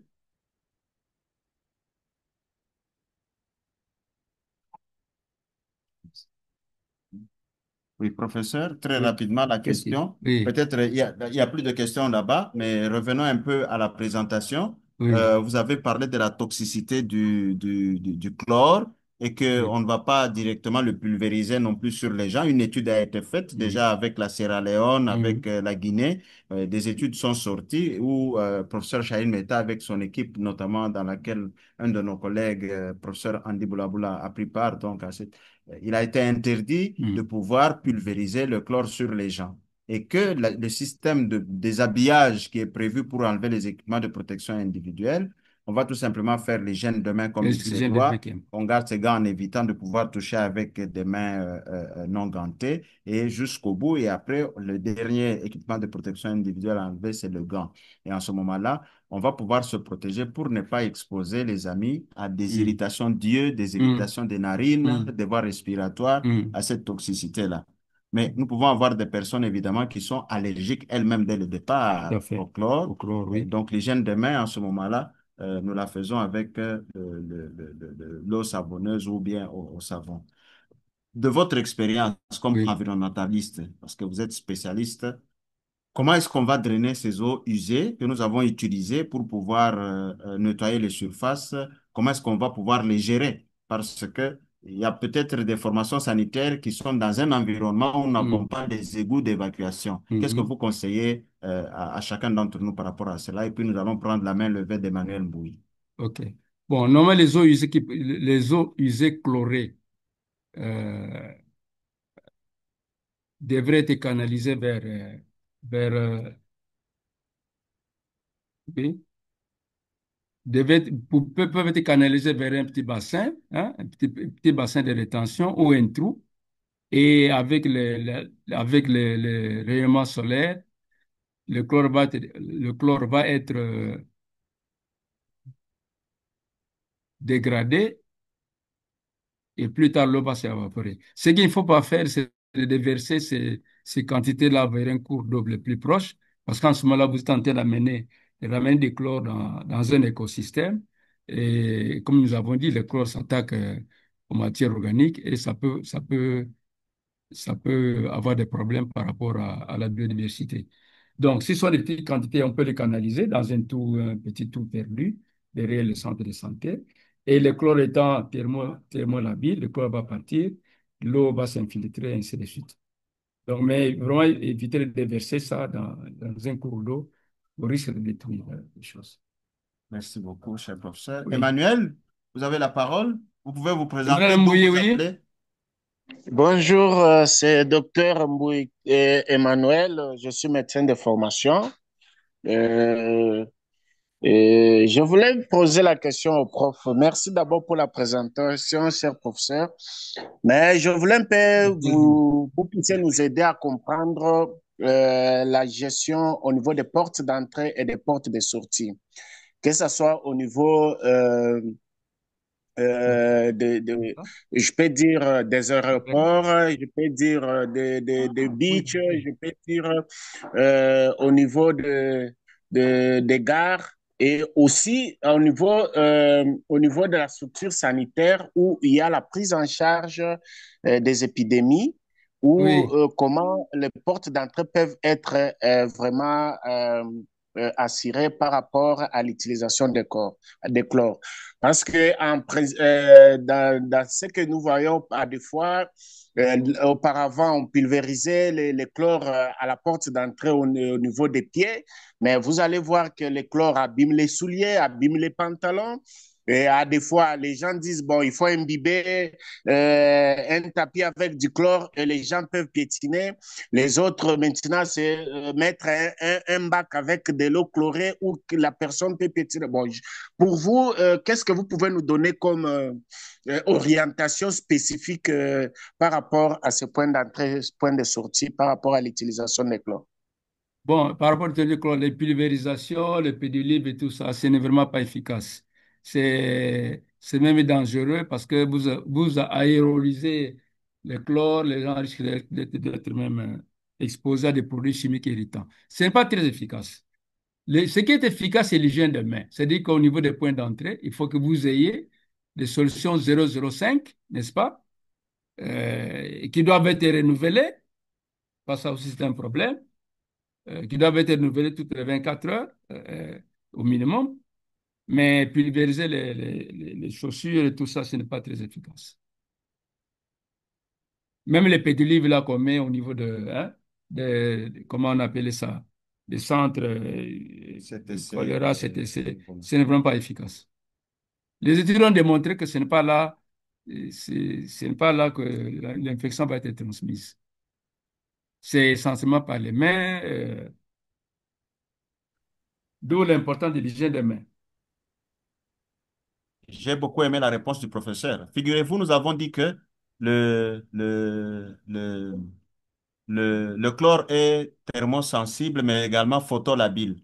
Alors, ça veut dire que sa structure, elle est déjà affectée du fait que le soleil, les rayons solaires l'affectent parce que tout dans sa structure électronique et tout ça, les simples rayons solaires ici agissent. Oui, Rappelez-vous très simplement au niveau de de la photosynthèse, nous avons aussi le chlore dans la sève, ainsi de suite, et oui, que toutes ces transmissions, la délocalisation électronique change carrément dans la nature et fait que rend finalement le corps qui n'est pas effectif. Parce que, numéro un, ce chlore qu'on met dans les pédilivres sont placés où? Généralement, vous allez voir, c'est sous le soleil, hein. Ce n'est même pas en dessous. Des deux, lorsque le liquide là reste, on a piétiné là-dedans. Si les matières organiques sont entrées là-dedans, s'il y a d'autres minéraux qui sont entrés là-dedans, la réaction première, c'est de s'occuper il n'y a d'abord plus de chlore des produits organique chimiques, qui sont là. organiques qui sont là-bas. Donc, l'effet antiseptique ou bien Il est l'effet perdu. antibactérien, il est perdu.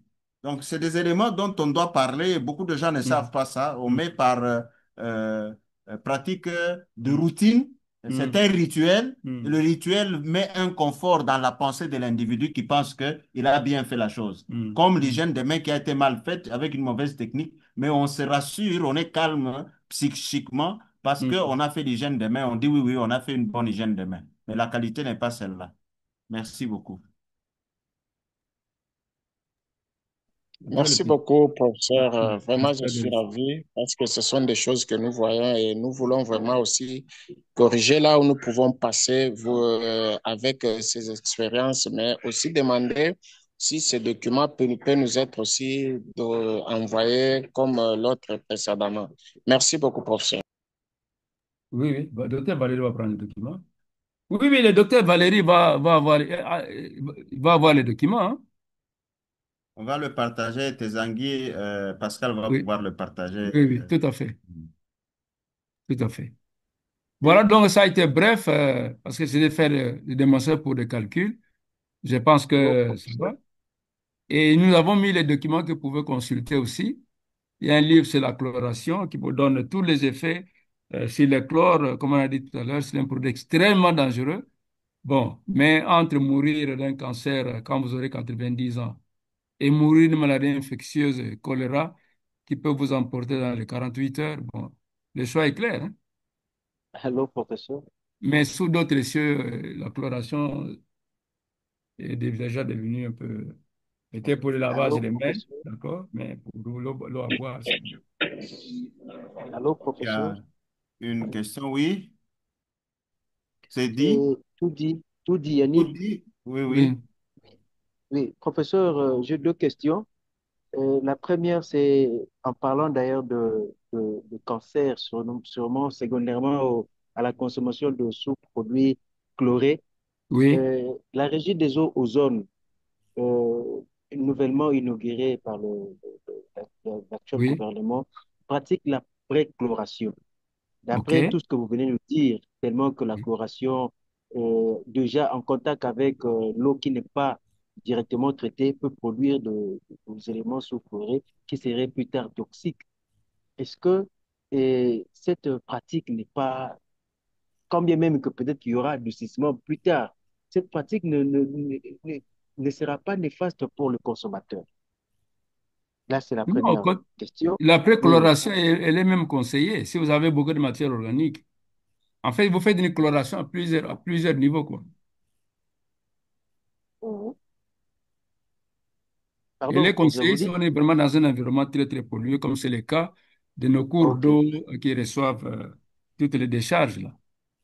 OK. Mais est-ce qu'une étude pourrait aussi être faite pour peut-être plus tard tester ou bien doser la concentration peut-être de trialométhane Oui, dans oui, l'eau de tout à fait, consommation? vous avez raison. Vous avez raison. C'est l'université, hein, c'est nous qui devons faire les études, parce que la régie des eaux, bon, ne devait pas être juge parti, hein. Mais Ah, quand vous initiez des choses comme ça, bon, il y a des gens qui s'opposent, donc c'est compliqué. oui. Déjà, le contrôle ordinaire, ben, chez Chacoli, quand vous réclamez un bulletin d'analyse, il n'y Hmm. arrive presque pas. Bon, maintenant, si vous allez réclamer de la recherche de thialométhane dans l'eau qui est produite ici. D'abord, il faut avoir un équipement sophistiqué, parce que Oui, ce sont des quantités infinitésimales, effectivement. mais qui ont quand même des effets parce que ça ne se dégrade pas, hein, mais c'est difficile Mhm. à mesurer. Donc, voilà un peu la Difficile. difficulté. Mais Oui, vous avez raison, il faut qu'on s'intéresse à ça et qu'on voit quelle est la qualité de l'eau qui arrive après préchloration, chloration, ainsi de suite. Qu'est-ce qui reste? Est-ce que vraiment euh, l'eau qui arrive au je- robinet ne contient pas encore les dérivés de chlore avec les matières organiques? effectivement. C'est une très bonne question de recherche. J'ai pensé à ça, et sauf que j'étais buté à un problème de financement parce qu'il fallait faire la chromatographie en phase gazeuse qui n'existe Voilà. presque pas ici à Quand je parle Kinshasa et peut-être à l'extérieur. d'équipement sophistiqué, c'est justement ça. Effectivement. La Merci, professeur. chromatographie, ou bien, Oui, ou la masse spectro, hein. oui, oui. Spectrophotométrie de masse, hein. De masse, oui. Ça vous permet de détecter ces choses-là, mais la régie des zones n'a pas ces équipements. Enfin, je ne sais pas s'ils en ont maintenant, mais en tout cas, il y a quelques années, ils n'en avaient pas. Et la Ça coûte. deuxième question, ça consistait à Oui, savoir, vous avez parlé de solution mère qu'on doit quand même conserver. Combien de temps faudra-t-il le conserver, la solution? la solution mère, c'est les conserver à l'abri de la lumière plusieurs jours, hein. Ok. Dépendant des conditions de conservation Ça aussi. dépend. Oui, oui. Mais donc, ça peut prendre un jour ou deux, ça peut prendre moins. Mais si c'est obscur, ça peut aller même au-delà de plus de 24 heures. Merci beaucoup, Mais professeur. retenez seulement que le chlore est très sensible. Donc, ce que nous voyons dans nos hôpitaux, on a mis la pince, comment on appelle ça? La pince cochère avec une solution Oui. chlorée dedans. Des jours et des jours, il n'y a rien dedans. Il n'y a plus de chlore. C'est une solution complètement diluée, il n'y a rien dedans. Cette pince est appelée pour nous pince sentinelle. Elle est en train de garder seulement la solution, plutôt que la solution ne puisse garder la pince. Donc, c'est l'inverse. C'est l'inverse. Elle est même dangereuse parce que ça peut même devenir un milieu de culture. Mm. Quand le chlore est parti, que les microbes sont là, donc ça devient un milieu de culture dangereux. Oui, Yannick. Non, c'est Merci, Joseph. professeur. Merci. Oui, merci. Merci, professeur. C'est Joseph à partir de Ouraye. Lituri. Oui. Alors, hum, j'avais toujours une petite préoccupation par rapport au lavage des mains au niveau des frontières surtout. Alors, actuellement, il est conseillé d'utiliser l'eau et le savon, mais on peut utiliser les gels aussi en cas de besoin. Mais la question qui se pose ici, on se dit pour utiliser le gel, il faut que la main soit visiblement propre. Mm. Alors, est-ce que au niveau des frontières, la question qui se pose, est-ce qu'on peut comptabiliser le lavage des mains à l'aide des gels hydroalcooliques et pourtant, on ne sait pas vraiment vérifier ou encore voir de près les personnes qui passent et qui utilisent les gels hydroalcooliques. Bon, je suis pour le lavage des mains avec l'eau et du savon. Parce que même ces gels alcooliques-là, il y en a qui sont fabriqués, ils vous disent que désinfectant 90%, mais on a dosé à la pharmacie, il n'y avait presque rien. Mais le lavage des mains avec le savon, si c'est bien fait, c'est vraiment efficace comme mesure pour éliminer tant soit peu les micropathogènes. Bon, maintenant, le passager qui est là, comment tu sauras que ses mains sont propres et il peut utiliser les gels hydroalcooliques? Ça, je ne saurais pas répondre, hein. Parce que c'est la personne qui est porteur des mains qui doit savoir que j'ai salué beaucoup de gens depuis la journée. En tout cas, plus vous manipulez des choses, plus vous saluez des gens, plus vos mains sont potentiellement contaminées. Mais si vous n'avez salué personne, vous n'avez rien touché, bon, vous pouvez estimer que le, le gel alcoolique peut suffire pour vous désinfecter. Donc, c'est vraiment, c'est à l'individu d'apprécier, hein. Mais pour l'homme qui est aux portes d'entrée, je pense qu'aux portes d'entrée, il faut privilégier l'hygiène des mains, c'est-à-dire le lavage des mains avec des savons. En situation d'épidémie, on va mettre le lavage des mains avec des infections. C'est-à-dire que ce n'est pas de l'eau et du savon, mais c'est mieux de désinfecter. Peut-être que je Oui. pourrais ajouter un complément. Nous sommes dans une considération d'ordre logistique. Numéro un, c'est que quand nous utilisons l'eau chlorée, nous utilisons moins d'eau que quand nous utilisons le savon. Cela étant, dans les différents points d'entrée que nous avons, il faut qu'il y ait une logistique, par exemple, qu'il y ait un camion qui puisse venir fournir de l'eau régulièrement là-bas. Quand on utilise l'eau et le savon, ce sera beaucoup plus. C'est ainsi que l'option d'utiliser l'eau et d'utiliser la solution chlorée Chlorée. a été levée pour que ça puisse aller plus vite. Alors que en utilisant l'eau et le savon, vous savez très bien que nous sommes à 1 minute, donc 60 secondes, pour une bonne hygiène des Hygiène. mains. Et rappelez-vous que celui-là qui fait l'hygiène des mains, il ne va pas attendre 1 minute, il peut même aller plus longtemps et tout. Donc, ça fait que c'est très compliqué du point de vue logistique de pouvoir gérer cela. Pour rentrer à l'utilisation du gel hydroalcoolique, vous devez avoir des quantités énormes de ce gel hydroalcoolique et montrer aux gens la technique pour pouvoir le faire. Quand on frotte tout simplement comme ça dans la tête, on croit que c'est fait. Mais alors que quand vous avez l'eau et le savon, il y a des parties qui sont laissées abondamment quand on utilise le gel hydroalcoolique. Parce que la technique, d'abord, elle n'est pas connue. Mais alors, quand on utilise l'eau et le savon, les gens sont poussés à pouvoir aller plus loin pour éliminer le plus possible le savon. Et quand on utilise le chlore, un tout petit peu de la même façon. Donc, la meilleure, comme le prof dit, dans la grande communauté, c'est l'eau et le savon. Hein, c'est ce qui est le plus conseillé. Maintenant, nous allons utiliser les autres alternatives en fonction de A, B, C, D, de tout ce qu'on a comme logistique derrière. Cela est très important. Oui, Prof, oui, allons-y. C'est qui parle. avant de passer à celui qui parle, il y avait quelqu'un qui a posé aussi la question de savoir, en dehors des gants qu'il faille utiliser, quels sont les EPI, donc les équipements de protection individuelle qu'il faille utiliser lorsque nous manipulons le chlore. OK. Mhm. Bon, il faut évaluer un peu les risques d'exposition à ces substances-là, hein. Donc, mais si vous êtes dans un endroit où il y a la boue et de l'eau chlorée peut tomber par terre et tout ça, peut-être qu'il faut mettre les bottes. Donc, mais ce qui est important, c'est de protéger les mains parce que le chlore est volatile. Il faut se protéger la face et même les yeux aussi, hein. Si pour mettre des lunettes, c'est bon. Mais tout ça, ça évalue par rapport à l'environnement dans lequel vous travaillez. Peut-être qu'il faut se mettre les bottes et si l'environnement est boueux, il y a de l'eau qui stagne, etc. Donc, mais les gants, c'est essentiel. Les masques, c'est essentiel pour ne pas respirer, pas comme des gaz extrêmement toxiques. Mais vous pouvez s'ajouter des lunettes, hein, parce que ça peut aussi irriter comment? Les yeux, Les la yeux. muqueuse. Voilà, voilà. Alors, avant de rentrer encore à la boîte à conversation, il y a Joseph Kassanda qui sera suivi de Bonaventure Kaya. Dites-nous d'où vous appelez et posez alors votre préoccupation. Merci, docteur Valérie. Je vous appelle Dariwara, c'est au nord-est de l'Ituri, au nord-est de la RDC. Voilà, récemment, on a trouvé une pratique dans les centres de santé où on décontamine certains matériels utilisés avec la solution de chlorhexidine. Quel est votre avis par rapport à cette pratique? Merci. Oui. La chlorhexidine ce sont des produits générateurs de chlore, hein. Il y en a beaucoup, comme nous avons dit, hein. Donc, les problèmes, c'est la concentration et le temps de contact. Et je pense que le fournisseur du produit vous donne toutes ces indications par rapport à ça. Donc, Alors, Bonaventure, à vous. Merci, professeur. Je vous appelle depuis Nkayi, au Congo-Brazzaville, hein, République du Congo, depuis Nkayi, chef de centre d'hygiène de Nkayi.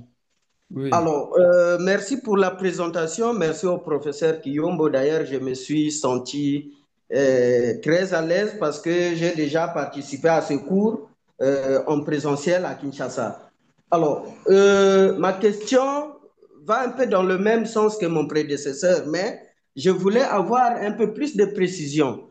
Sur les terrains ici, souvent, on est en difficulté d'avoir le chlore dosé à 70%, à 65%. Alors, quelle serait la conduite à tenir face aux autres concentrations pour préparer finalement la solution mère?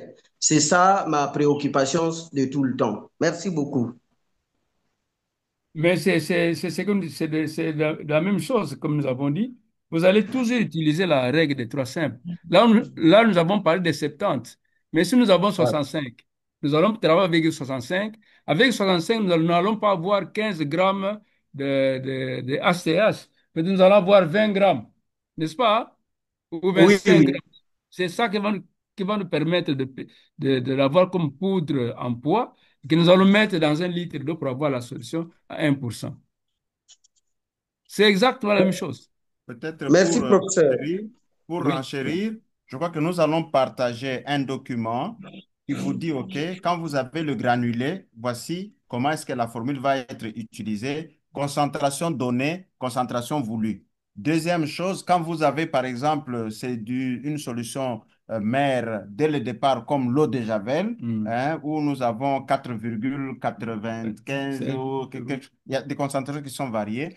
Voici concentration voulue, voici concentration donc donnée, comment vous allez y arriver et les formules, vous allez tout simplement remplacer. Ça, c'est pour les gestionnaires, hein, les gens de niveau de superviseurs et tout. Mais Et en pour ce moment-là, vous allez transposer toutes ces les hommes de choses-là terrain. aux hommes de terrain. Oui. Parce que cela peut beaucoup aider parce que la position de la concentration initialement donnée, vous devez l'avoir au numérateur ou au dénominateur selon que vous avez une concentration qui est solide ou de poudre et celle qui est liquide. On y reviendra avec peut-être un document qu'on va partager avec la congrégation, avec l'assistance. Oui, oui, oui.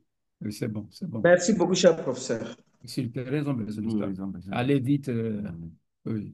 Alors, professeur, on nous pose une question. Pourquoi l'eau chlorée mélangée à l'eau savonneuse est formellement interdite? Explication scientifique. Je crois que vous avez répondu à ça. Le savon, c'est matière organique. Donc, le savon est matière organique. C'est de l'huile. L'huile de palme. Exactement. Et ça va adoucir le chlore, sinon le neutraliser. Et ce chlore ne va plus avoir son action bactéricide attendue. Donc, voilà l'explication scientifique. Une question suivante dit l'eau de Javel produite dans les hôpitaux avec un petit appareil Maxi Wata. Oui. Donc, on demande un petit commentaire si vous pouvez faire un commentaire autour de ça. Oui, Maxi Wata, oui, c'est de l'eau de Javel qui est produite à partir du sel, hein. Donc, c'est le NaClO qui va, qu'on met dans qui va, c'est le NaCl avec l'oxygène. C'est le sel, le NaCl, en contact avec l'oxygène qui va produire l'eau de Javel. C'est bon. D'ailleurs, l'OMS fait la promotion de ça par rapport lorsqu'on doit riposter, par exemple, sur le terrain, là. Donc, c'est bon. C'est question d'avoir du sel, hein, et d'avoir cette machine-là qui vous permet de faire l'électrolyse de ce sel-là par rapport et la combinaison à l'oxygène pour produire. Mais l'OMS distribue ces appareils-là. J'en ai vu. Donc, c'est bon. C'est bon pour produire l'eau de Javel in situ. Avant de rentrer à la main levée, parlons un peu d'Aquin, solution d'Aquin, carrel d'Aquin. Peut-être conservé pendant combien de temps? Les daquins, ce sont des solutions à base de chloramine. Donc, c'est le chlore qui s'est combiné à la mine. Et cette solution-là a un pouvoir désinfectant aussi. Bon, comme nous avons dit, le chlore aussi est toujours thermolabile. Donc, la question demeure. Si vous stockez au-delà de 8 heures, de 24 heures, je pense que ce n'est plus efficace. Donc, cela dépend des conditions de conservation. Et rajoutons tout de suite, quand on parle solution d'Aquin, son effet sur le bourgeonnement de la plaie en termes de stimulation des cellules pour la cicatrisation, donc le bourgeonnement de plaie, est un pouvoir qui est reconnu par rapport à ça, mais aussi sa position antiseptique. Donc, la concentration est très importante quand on doit travailler sur les plaies. Parce que cela, il ne faut pas avoir des concentrations non plus très fortes, mais c'est des concentrations qui doivent être titrées comme il se doit. Et la conservation doit se faire aussi comme il se doit. Alors, on a des comprimés et on enseigne aux gens Comment diluer, comment diluer pour avoir la quantité qui doit être utilisée pour pour produire la solution d'Aquin. la solution d'Aquin. Donc, cela est très important, il faut suivre le protocole. Bonaventure, vous avez encore la main levée, allez-y. Oui, Bonaventure, Nkaï. Non, en fait, je ne m'en rendais pas compte. Merci beaucoup, je suis très content de la présentation. Merci. Merci beaucoup. Donc, on va vous ajouter un document, hein, vous allez préparer Oui, ça, oui, pour compléter un peu cette présentation par rapport aux autres solutions qui génèrent le chlore. c'est bien pour ça. Ah oui, Merci. chlorhexidine, hein, il y en a beaucoup sur le marché, quoi. Ça peut aider sur le terrain. Merci beaucoup, cher professeur. Peut-être que parmi les panélistes, il y a quelqu'un qui a un mot à pouvoir rajouter. J'ai complètement oublié qu'il y avait des panélistes tellement que la présentation était très intéressante, que les questions sont sorties. Euh, Nous allons vous dire merci, professeur, et dire merci à toute l'assistance, toute la participation très active. Nous remettons la parole au professeur Boulaboula Ali, s'il est en ligne, et nous demandons aux participants de pouvoir remplir le formulaire d'évaluation qui nous est présenté par le lien. Mais oui, merci. Merci donc à tout un chacun. Et professeur Ali, vous avez la parole. Merci beaucoup, docteur Valérie. Je remercie le professeur Chiombo pour s'être mobilisé à donner cours et à animer ces webinaires qui sont, somme toute, très intéressants et profitables à tout le monde. Et je pense que c'est pas la dernière fois que le professeur nous prêtera main forte. Nous programmions pour ce mois et les semaines à venir de parler de One Health. Je pense que la One Health, des spécialistes comme lui ont toujours une place. Nous allons recourir encore à lui. Somme toute, nous savons qu'il est très sollicité de gauche à droite compte tenu de son expérience. Nous tendrons toujours la main au professeur Kiyombo. Je remercie aussi tous les participants, et tout en leur assurant que cette plateforme, c'est pour les échanges d'expériences et que vous êtes toujours les bienvenus. Et tout celui qui a une idée, elle sera la bonne pour faire avancer ce que nous faisons tous les jours. Encore une fois, merci et à la prochaine, à la semaine prochaine. Merci, professeur. Merci, docteur Merci, Valéry. professeur. Merci beaucoup, professeur. Merci. Merci à tout le monde. Merci à tout le monde pour votre contribution à ces échanges très enrichissants. Merci, Merci, docteur Valéry. Merci, professeur. Merci beaucoup. C'est très enrichissant. Merci. Merci. On vous Merci. voit quand même, professeur. On vous voit quand même. Oui. Nous vous prions Merci quand même. beaucoup, merci. À tous. Nous Merci prions beaucoup, en professeur. insistance. Merci, professeur. Merci. Merci. Nous prions Grâce en à vous, on est plus insistance de enrichis. compléter. OK. Nous prions Nous en sommes avec insistance. docteur Valéry ici. Merci, cher professeur, pour la présentation une fois de plus. Merci. Oui. Vous nous voyez là? Nous vous voyons. Oui, professeur. Vive la technologie. Très bien. Alors, l'homme d'un cahier, j'étais en cahier l'année passée. Bonne aventure. Oui. Oui, cher J'étais en professeur, cahier.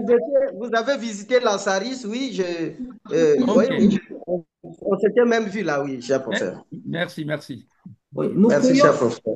chers participants, nous vous prions de compléter les formulaires de feedback. Vraiment, ne quittez pas la session sans pour autant compléter parce que à partir de cela, chez IECO, on nous a fait voir qu'on ne peut pas continuer à donner aux gens des certificats si on n'est pas sûr de leur participation effective. Donc, nous vous prions vraiment de compléter ces feedbacks. C'est aussi un des critères supplémentaires pour avoir les certificats. Merci. S'il vous plaît, les liens se trouvent où?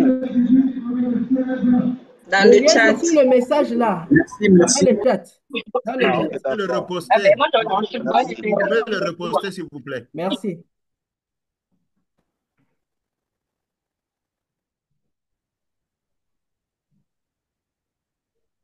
Les liens, il est où? Le lien est sur le chat. Je republie encore. Le lien est sur le chat. Vous ne voyez pas? Encore chez moi. Le lien est là. Oui, C'est bon, c'est visible. Voilà, merci. Merci pour la participation. Benjamin, les liens, c'est où? Je ne vois pas ça. Jacob. Jacob, au fond de qui m'a abonné, Vous entrez dans le chat, vous verrez dans le chat le chat, là, on il a est écrit où? la participation doit être de 70%. Eza wapi? Vous verrez le ça, c'est chat, c'est la partie des messages. C'est écrit la chat. Chat. un peu en bas là, de votre écran, c'est écrit Oui. chat, avec l'icône de message. C'est écrit chat. Et quand vous allez cliquer dessus, ça va vous amener un peu vers la droite. Et ça va dérouler le menu. Je vois. Hmm. Le formulaire à question, il est où? On peut faire les commentaires? Ah, c'est question d'engagement. Oh, c'est gagné. Oh, c'est gagné. Oh, c'est Ouais, gagné. ok. Il n'y a personne pour vous On peut aider. le copier et vous l'envoyer par WhatsApp de cette façon-là. Vous allez faire l'évaluation et ça va toujours nous arriver parce que maintenant, il faudra permettre à ce que les Voilà. amis qui sont en Inde, qui sont aussi à une heure tardive, de pouvoir euh, euh, Se arrêter. reposer. Oui, merci, merci. On vous l'envoie sur le groupe de communauté des pratiques là. Comme ça ferait gagner. Voilà.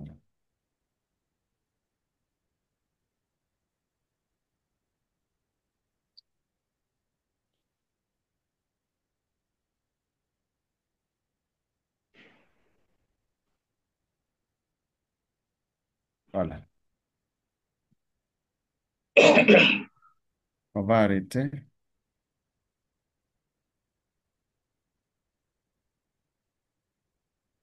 We thank you, Eco India. Thank you so much. We can stop the session and thank you for your assistance. Thank you so much, dear coach.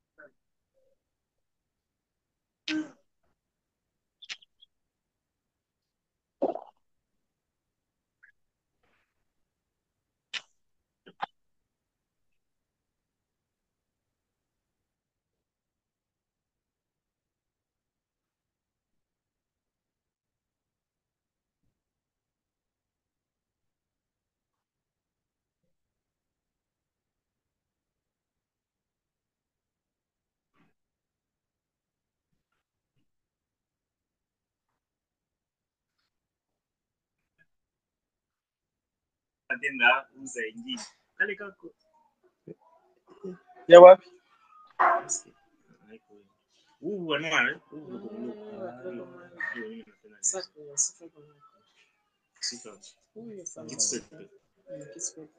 Kasakoshi kangu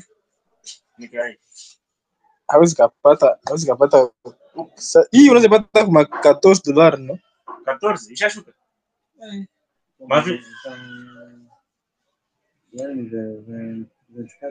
Mimi nous c'est nous avons